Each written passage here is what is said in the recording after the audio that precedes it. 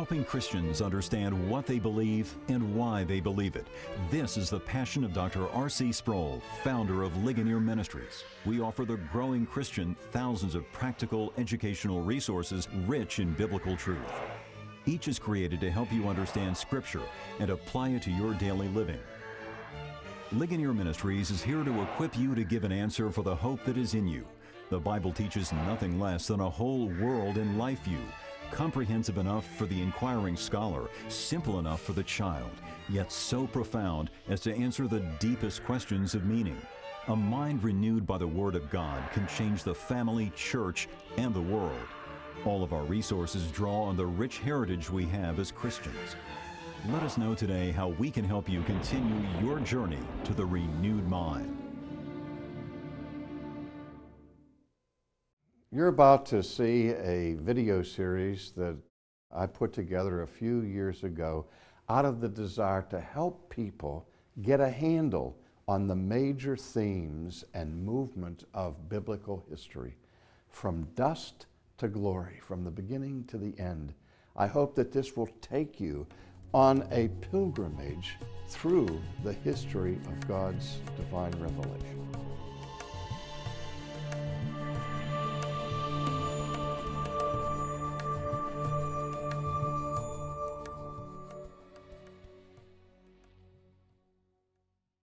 We have titled this series From Dust to Glory, and obviously the images that we use there of dust and of glory refer to the whole panoramic scope of redemptive history, beginning with creation and moving inexorably toward the promises found in the Apocalypse or the book of Revelation that talks about the coming glory of Christ.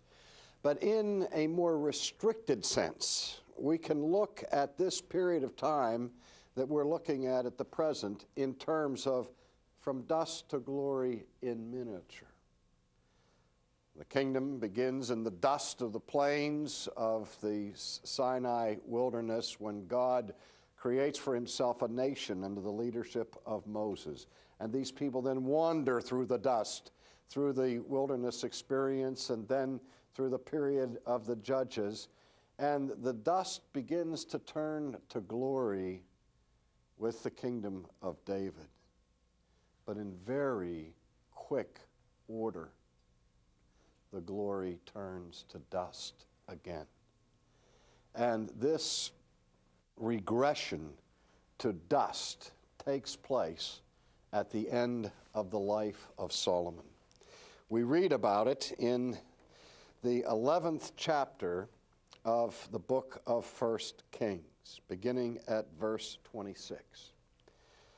We read there, "Then Solomon's servant Jeroboam, the son of Nebat, an Ephraimite from Zereda, whose mother's name was Zeruiah, a widow, also rebelled against the king." Well, just as David had to endure numerous revolts and palace conspiracies in his reign, so now Solomon has to endure an uprising against himself. Now, verse 27 is significant because we read these words, "And this is what caused him to rebel against the king. Solomon had built the Millo and repaired the damages to the city of David his father. The man Jeroboam was a mighty man of valor, and Solomon, seeing that the young man was industrious, made him the officer over all the labor force of the house of Joseph." Now, you remember I said in our last session that one of the things that led to the collapse of the United Kingdom was Solomon's great foolish error of enslaving a portion of his own people to be tools of the government to increase the splendor of his kingdom. And ironically, it was Jeroboam that Solomon had selected because of his courage, his bravery, and his industrial spirit, that he assigned Jeroboam the task of being over this labor corps of people. Well, then we read in the text that it happened that Jeroboam went out of Jerusalem and that the prophet Ahijah the Shilonite met him on the way. And he had clothed himself with a new garment, and the two were alone in the field. Then Ahijah took hold of the new garment that was on him, and tore it into 12 pieces. And he said to Jeroboam, "Take for yourselves 10 pieces, for thus says the Lord God of Israel, Behold, I will tear the kingdom out of the hand of Solomon, and I will give 10 tribes to you." Now let me just pause there for a second. Jeroboam goes out and he runs into this man who is a prophet. And the two of them are alone, and the prophet has this beautiful new garment. And one of the things that we find characteristically in the Old Testament with the prophets is that so often they will communicate the word of the Lord to their hearers by means of a device called an object lesson, where some concrete action is performed that graphically symbolizes or portrays an impending action of God. And this is what takes place in this encounter. For the prophet takes this beautiful garment and rips it into 12 pieces. Now, obviously, the significance of the number 12 is not difficult to understand. The 12 pieces refer to the 12 tribes of Israel. And now the prophet says to Jeroboam, "Take for yourself 10 pieces of this cloth." And then he explains that God had spoken that he was judging Solomon for Solomon's sin. And as a result of Solomon's disobedience, God's judgment is coming on the nation. And he's going to rip the United Kingdom in half. And he's going to give 10 tribes to Jeroboam and take them out of the control of Solomon. Well, let's continue then. He said, "But he shall have one tribe for the sake of my servant David, and for the sake of Jerusalem, the city which I have chosen out of all the tribes of Israel." Now, it would seem that we have a problem here because he has 12 pieces of cloth, and he says he's only given one tribe to Solomon. Well, that all gets down to the Levites not being a tribe, and then later on the sons of Joseph dividing the inheritance between Ephraim and Manasseh and so on. But the point is that the tribe that is going to remain under the control of Solomon is the tribe of Judah, which causes us to remember the patriarchal blessing of Jacob centuries earlier when he said, "The scepter shall not depart from Judah until Shiloh comes," so that the dynasty that God creates with David is a royal succession that is given to the tribe of Judah.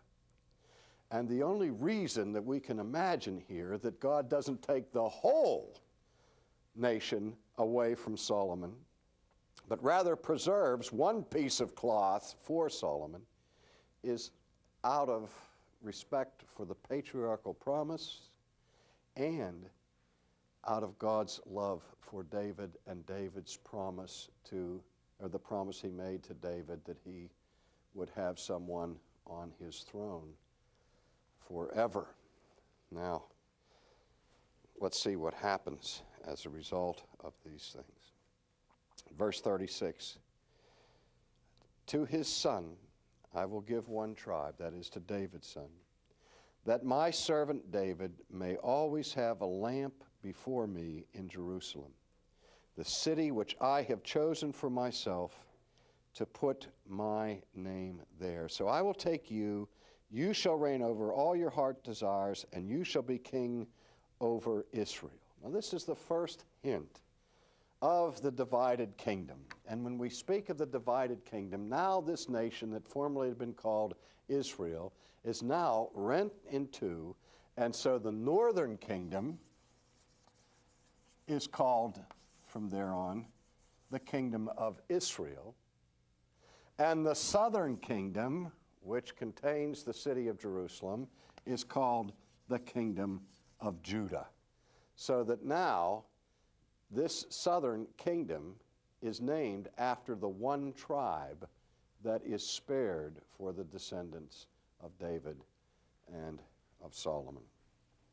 Now, then we are told of the death of Solomon and of the response of his son Rehoboam. In chapter 12, and this sometimes gets confusing because we're talking about Jeroboam and Rehoboam. They are not brothers. Jeroboam was not the son of Solomon.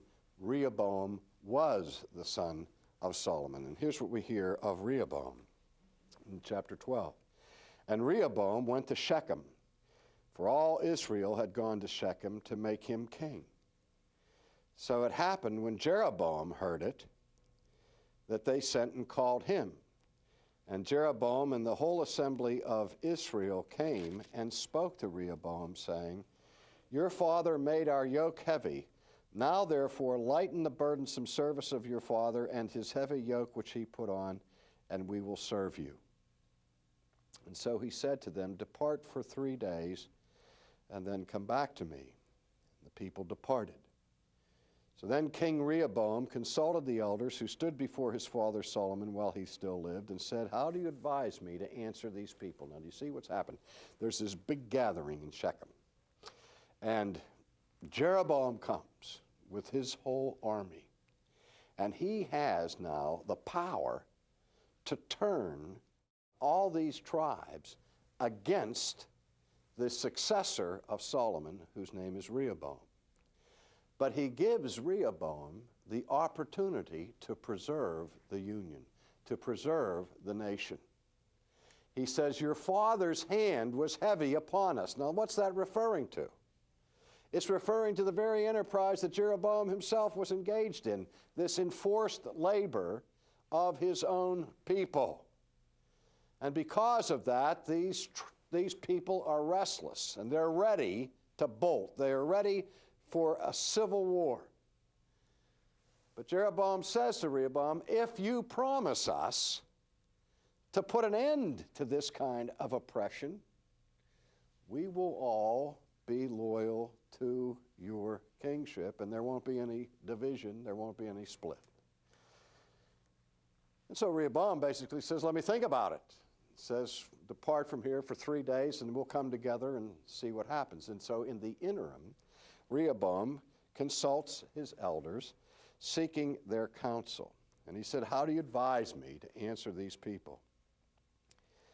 And they spoke to him, saying, if you will be a servant to these people today and serve them and answer them and speak good words to them, then they will be your servants forever. Boy, is that great wisdom. What are they saying to Rehoboam? You want these people to serve you? Well, if you want them to serve you, you need to serve them. Because the role of the king is not to oppress his people, but to serve his people. The king is to be a servant of God, being of service to the people he rules. As we said early on, when the kingdom was first established, the king of Israel was never given the authority of autonomy. Every king in the nation was accountable to the king's law, to be subservient to Yahweh, who alone was to be the supreme king of the people. But the record that we find here is the record of one king and queen after another, arrogating to themselves the authority and the respect that properly belongs only to God. And so now the advice and counsel of the elders to Rehoboam is serve the people, and they will serve you. Well, listen to his response. But he rejected the advice which the elders had given and consulted the young men who had grown up with him, who stood before him, and he said to them, "What advice do you give? How should we answer this people who have spoken to me, saying, 'Lighten the yoke which your father put on us'?" Then the young men who had grown up with him spoke to him, saying, "Thus you should speak to this people who have spoken to you, saying, 'Your father made our yoke heavy, but you make it lighter on us.' Thus you shall say to them, 'My little finger shall be thicker than my father's waist. And now, whereas my father put a heavy yoke on you, I will add to your yoke. My father chastised you with whips, I will chastise you with scourges.'" The young bucks are full of themselves. And they grow up and they're sharing and basking in the power of Rehoboam. And they say to him, "Don't listen to the old men who are weak, and they want you to lessen and diminish the power that you have. Let us stand with you, seize the power, don't give up an inch of that power, and say to these people, 'My little finger is going to be thicker than my father's waist.' If you think you were in trouble with him, then you better buckle under, or I'm really going to put it to you in a way that you've never imagined."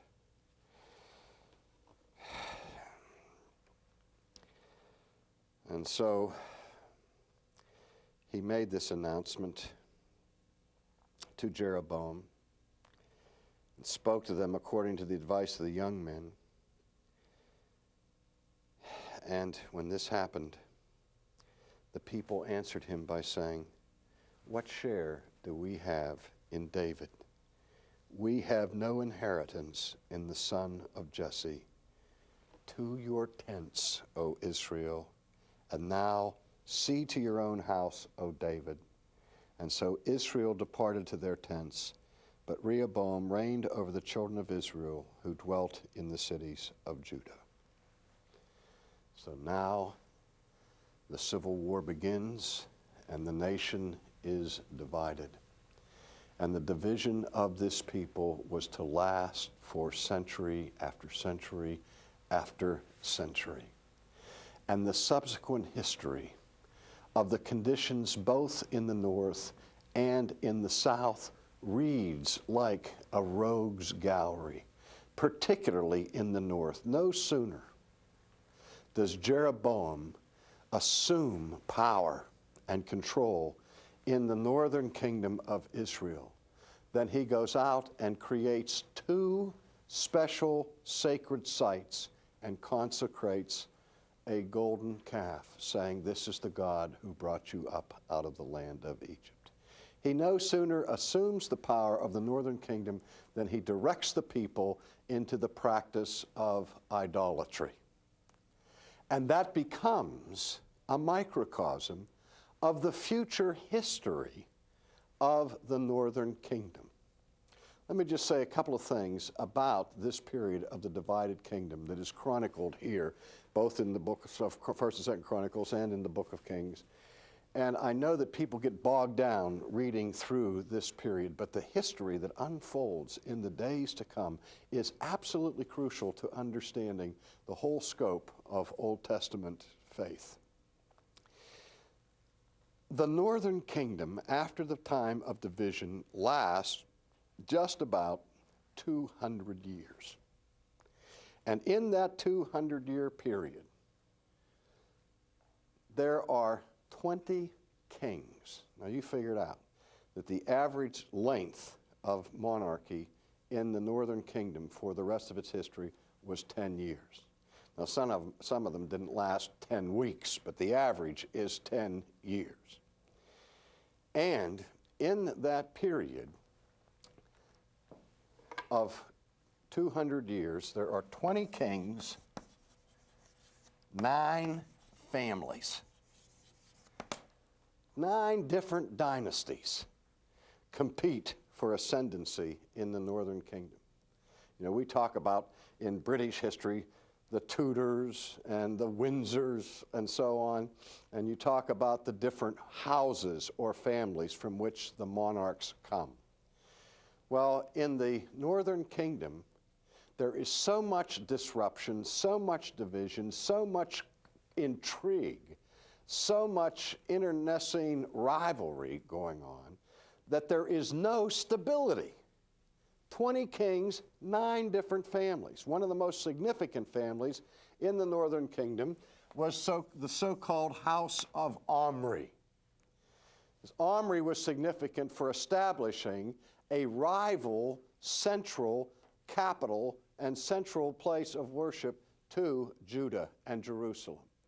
He made the capital of the northern kingdom to be the city of Samaria.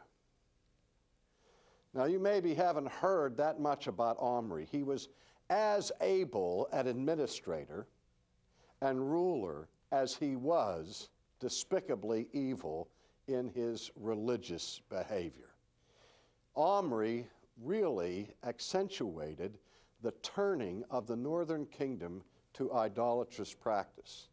And perhaps the most illustrious descendant of Omri in his dynasty was a fellow that you have heard of, who's immortalized, if nowhere else, by Herman Melville as the captain of the Pequod in the novel Moby Dick.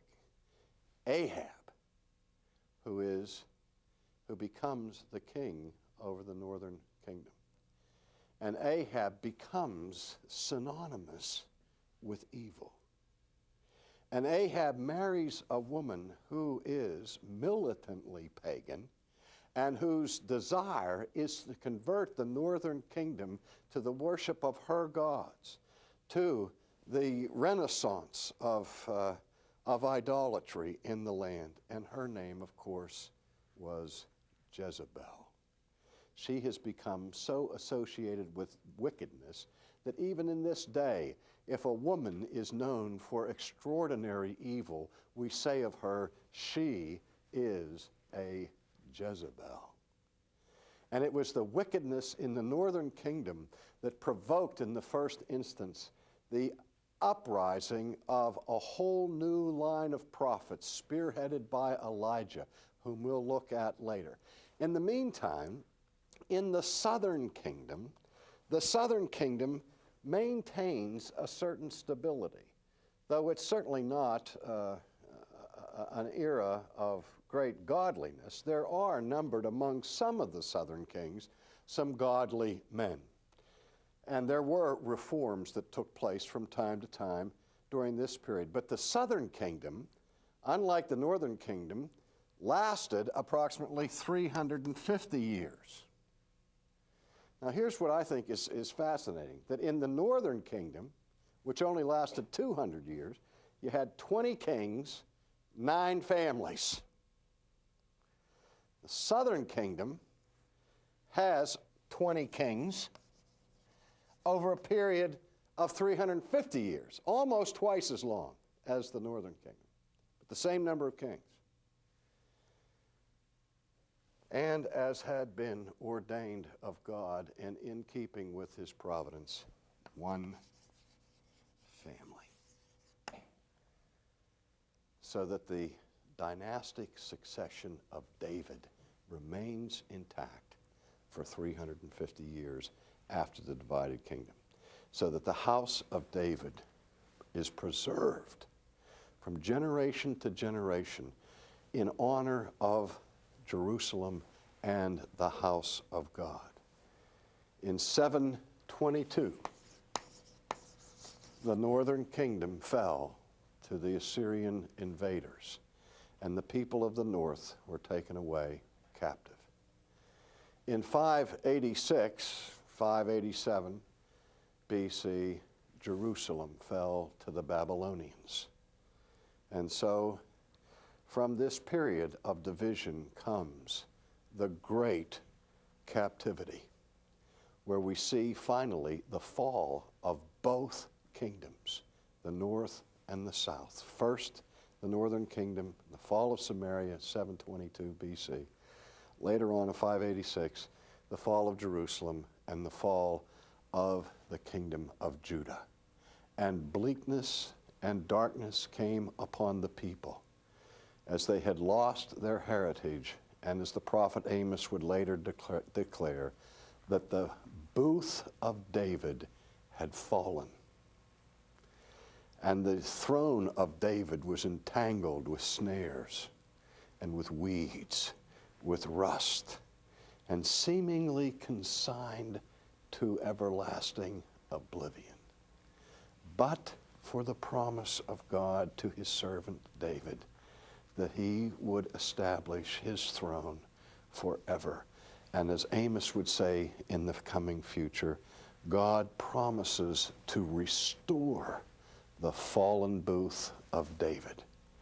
And all of that is screaming towards the future, to the coming Son of David, who is David's greater son, to whom the kingdom is given forever and ever.